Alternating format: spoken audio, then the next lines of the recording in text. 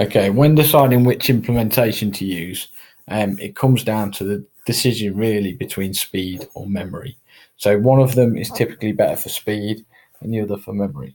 So an adjacent list, which we've looked at in previous slides, it only stores data where there is an edge, so requires less memory.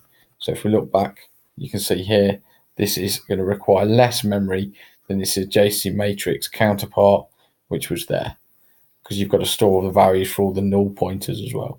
So if we get back down, so an adjacent list only stores data where there is an edge, so it requires less memory.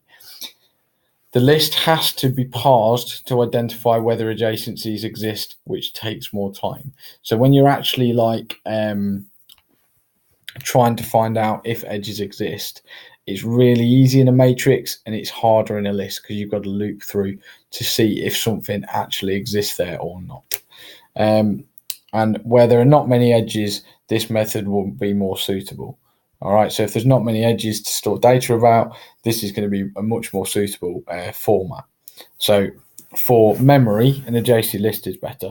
However, for speed, an adjacent matrix is much better. So a matrix, to remind you, is in this format here, where you store a piece of data for every relationship in both directions, regardless of whether it's in or not. So you see that's quite a good example because that's mostly compromised up of zeros. So we've stored a lot of data, which is basically saying there's nothing there. So you can see why it's bad for data, or for memory, sorry. So it stores a value for every combination of node adjacencies, so requires more memory. Adjacencies can be identified more quickly as every combination is stored. So what we mean by that is because you're storing everything, whether it's there or not, it's really quick to find out because every different relationship has a memory location. So to look in that memory location is a lot quicker. It's just obviously a lot of the time it might be, no, there's not a relationship. And where there are many edges, this method would be more suitable.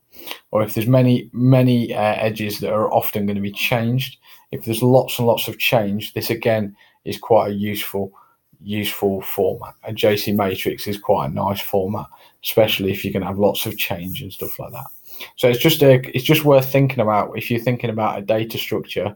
If you're going to make anything that might have a graph form, or if you're going to do a maze form, you might want to think about the two and which one would be better for your example. Also, again, it's not uncommon to see an exam question where you need to compare or explain why they've used a matrix in this situation, why they've used a list in this situation.